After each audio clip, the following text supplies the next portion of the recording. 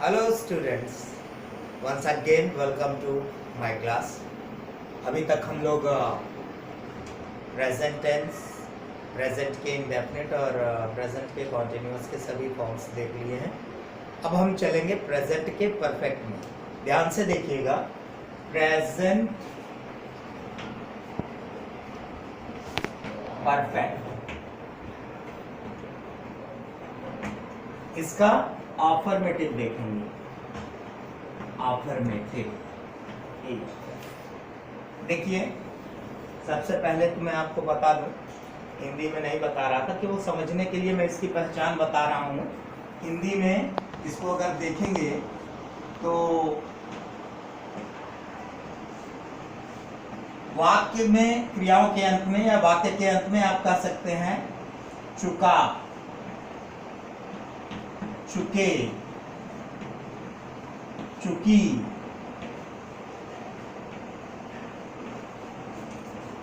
लिया,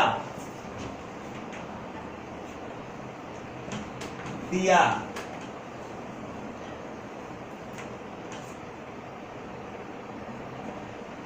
के बाद है, हो, हूं आदि आता है, आता है। देखिए, प्रेजेंट परफेक्ट में जब आप चलेंगे तो आप देखेंगे कि किसी भी वाक्य में, जैसे मैं खाना खा चुका हूं, वे फुटबॉल खेल चुके, ये सब आएगा। मैंने यह काम कर लिया है, ये सारी चीजें, ये इस प्रकार के वाक्य आप जब कभी भी देखें तो आप ये जान जाएं कि वो प्रेजेंट का परफेक्ट टेंस है। चलिए हम आपको स्ट्रक्चर इसके बताते हैं। अगर सब्जेक्ट सिंगुलर है,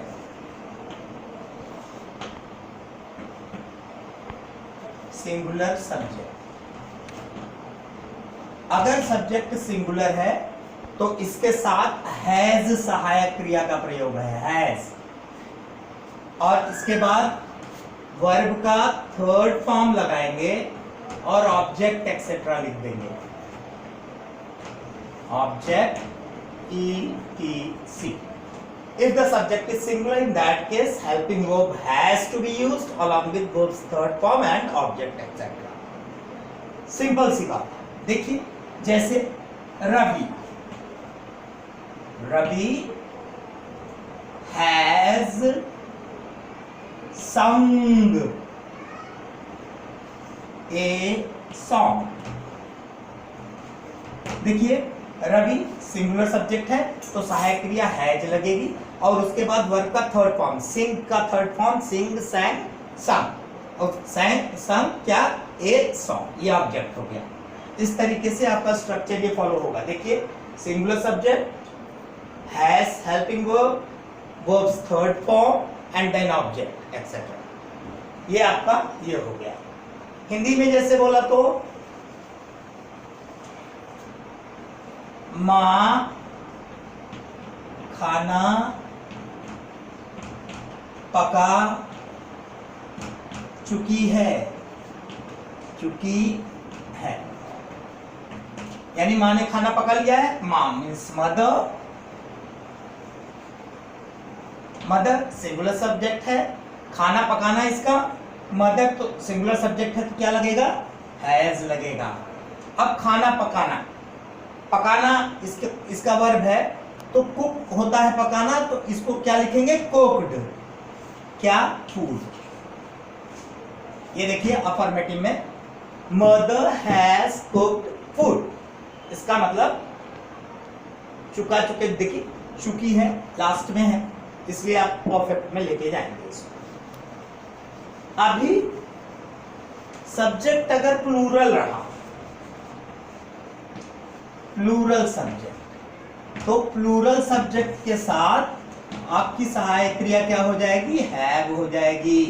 you have to use have along with verbs third form and object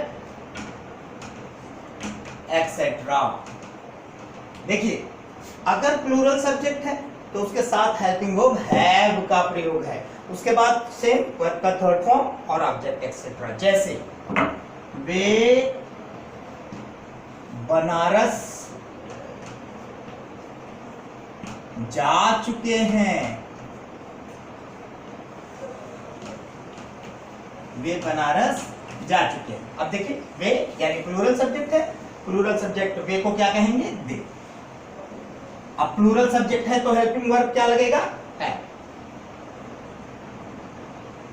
अभी जाना क्रिया है, जाना माने गो, तो go, went, gone. Third form क्या हो गया, gone. Have gone to Varanasi.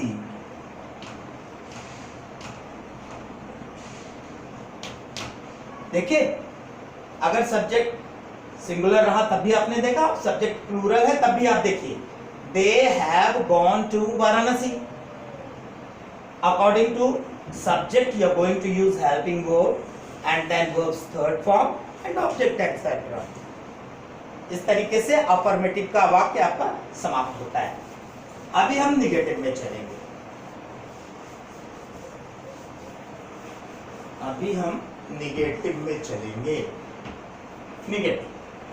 Negative में आपको पता है नॉट का प्रयोग है। ठीक उसी प्रकार से अगर सब्जेक्ट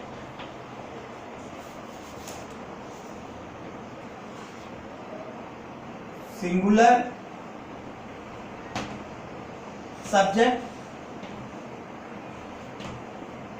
सब्जेक्ट है तो हेल्पिंग वर्ब आपकी वही लगेगी, हैज। इसके बाद क्या लगेगा, नॉट। उसके बाद वर्ब का third form plus object etcetera. ठीक, जैसे मैंने खाना नहीं खाया है। देखिए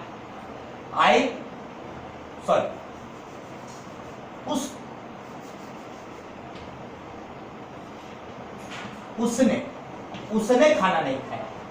उसने means he has, he singular subject है तो हैज नॉट ईटन फूड। उसने खाना नहीं खाया है। ही और शी का प्रयोग यहां कर सकते हैं आप, लेकिन सिंगुलर सब्जेक्ट रहेगा तो हैज हेल्पिंग वर्ब, उसके बाद नॉट, तब वर्ब का third form and object etcetera, जैसा कि स्ट्रक्चर कहता है। अब हम प्लूरल सब्जेक्ट के साथ देख लें।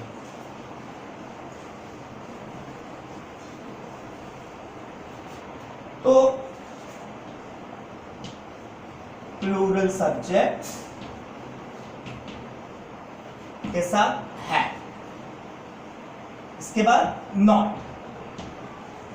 उसके बाद वर्ब का थर्ड फॉर्म प्लस ऑब्जेक्ट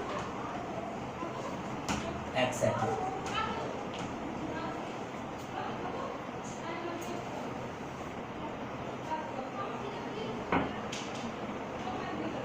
अभी देखिए एग्जाम्पल क्या है, तुमने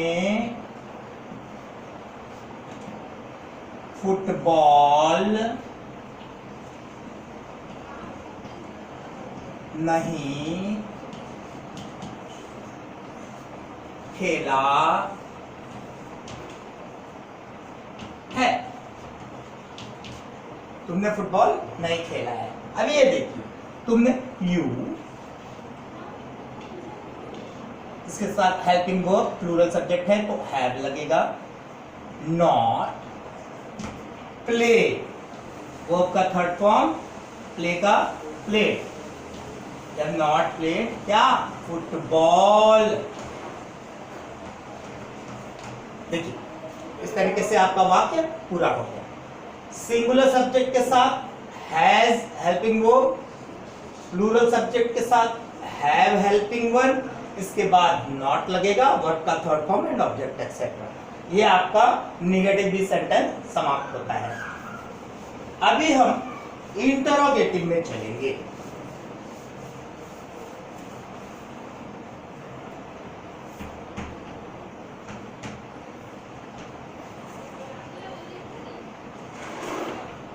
देखिए इंट्रोगेटिव में पहले भी हमने बताया था आपको, फिर से बताएं कि दो प्रकार के वाक्य। पहला वाक्य क्या होगा,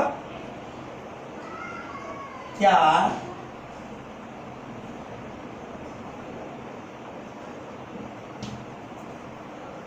वह गाना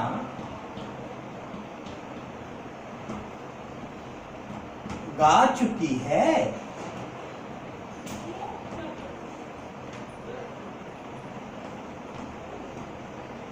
क्या वह गाना गा चुकी है? तो इस प्रकार के वाक्यों में आपको हैज या हैव से वाक्य की शुरुआत करनी है, इसके बाद सब्जेक्ट लगाना है,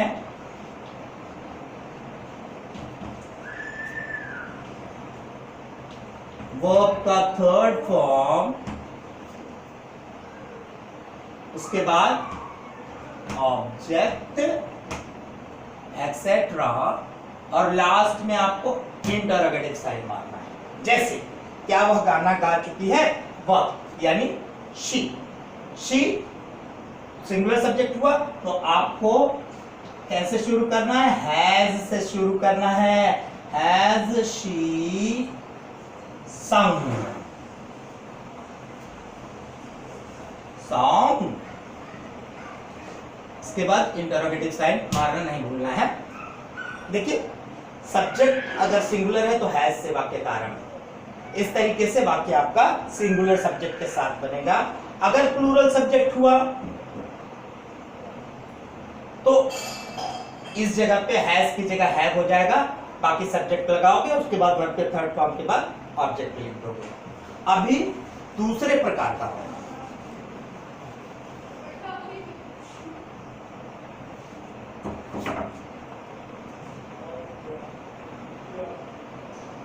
वे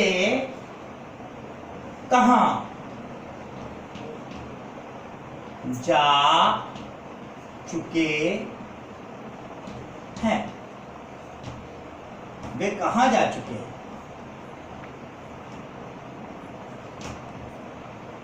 अब देखिए वे प्लूरल सब्जेक्ट है।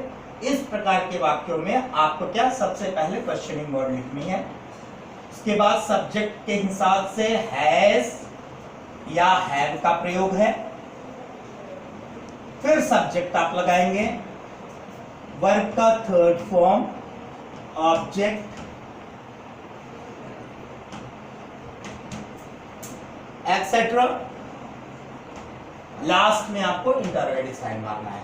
अब देखिए क्वेश्चन वर्ड वाक्य के बीच में है तो सबसे पहले इसकी अंग्रेजी बनाएंगे, कहां, वेयर।